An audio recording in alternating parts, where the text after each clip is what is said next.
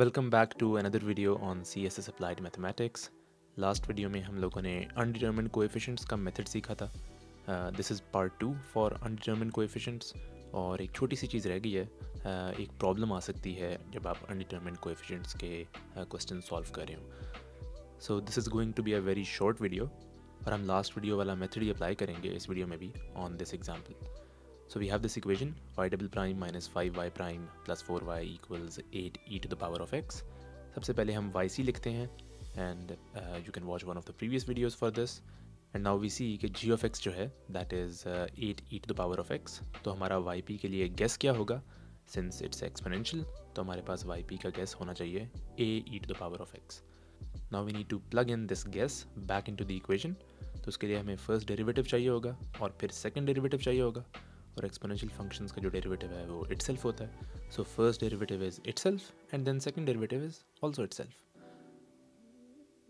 अब हम इन सब को प्लग इन करते हैं वापस इक्वेशन के अंदर। सो सारी वैल्यूज़ मैंने इक्वेशन में प्लग इन कर दी हैं and now when we simplify we get 0 equals 8e to the power of x। और इस इक्वेशन को हम सॉल्व नहीं कर सकते। सो ये मसला आ सकता है जब आप अनडिटरमिन्ड कोएफिशिएंट्स के क्वेश्चन सॉल्व कर रहे हो। तो यहाँ पे मसला क्या है? सबसे पहले प्रॉब्लम को आइडेंटिफाई करते हैं। इस इक्वेशन के लिए जो हमने गेस लिया था that was ae to the power of x, लेकिन ये ae to the power of x पहले ही yc के अंदर इंक्लूडेड है। So that's the problem that yc already contains our yp। You can see it here. We have c1 e to the power of x that's a constant times e to the power of x, और जो yp है उसके अंदर भी we have a constant times e to the power of x। अब discuss करते हैं कि इसका फिक्स क्या है। तो हम इसको फिक्स करेंगे by multiplying that yp by x to the power of n, where n is the smallest positive integer जो कि इस डुप्लीकेशन को ख़त्म कर दे। So in our case ae to the power of x जो है वो डुप्लीकेट था, तो हम इसको यूज़ नहीं कर सकते। इस वजह से हमें yp के लिए एक नया गेस चाहिए होगा। So this new guess is going to be ax e to the power of x। तो ये हमारे पास डुप्लीकेशन ख़त्म हो गई है। और अगर किसी डिफरेंट क्वेश्चन में आपके पास yc के अंदर एक ऐसी टर्म भी हो जिसके अंदर x e to the power of x है, तो फिर आप yp के लिए क्या गेस लेंगे? x square e to the power of x। So आपने x की वो पावर लेनी है जिससे डुप्लीकेशन सारी ख़त्म हो जाए। So this is our yp। अब हम इसका फर्स्ट डेरिवेटिव लेंगे और सेकंड डेरिवेटिव लेंगे। ये मैं एक्सप्लेन नहीं कर रहा। This should be very easy for you. और इन सबको वापस प्लग इन कर देंगे इक्वेशन के अंदर and we get this equation and now we will solve it for the undetermined coefficient a. सबसे पहले सारे ब्रैकेट्स को एक्सपैंड करते हैं और सारी की सारी जो लाइक टर्म्स हैं उनको कंबाइन करते हैं। तो इस स्टेप पे मैंने सारे ब्रैकेट्स को एक्सपैंड कर दिया है और ये वाली सारी लाइक टर्म्स इकट्ठे हो जाएंगी और ये वाली टर्म्स इकट्ठे हो जाएंगी।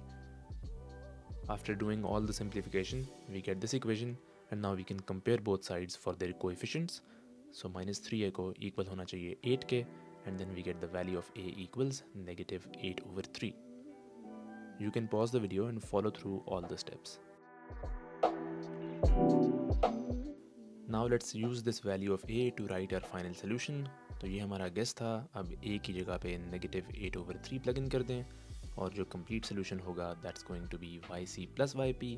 So yc is c1 e power x plus c2 e power 4x and then -8/3x e power x. So this is our final solution. और इस तरह आप ये वाले सवाल भी सॉल्व कर सकते हैं अगर एग्जामिनर दे दे, although these are highly unlikely. So in summary, अगर हमारा yp जो है वो ऑलरेडी yc के अंदर कंटेंड हो तो हम एक नया yp लेंगे by multiplying that yp by x to the power of n, और n जो है वो स्मॉलेस्ट पावर होनी चाहिए जो कि डुप्लीकेशन को रिमूव कर दे। So that's it for this video.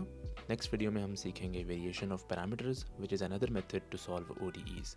So see you next time.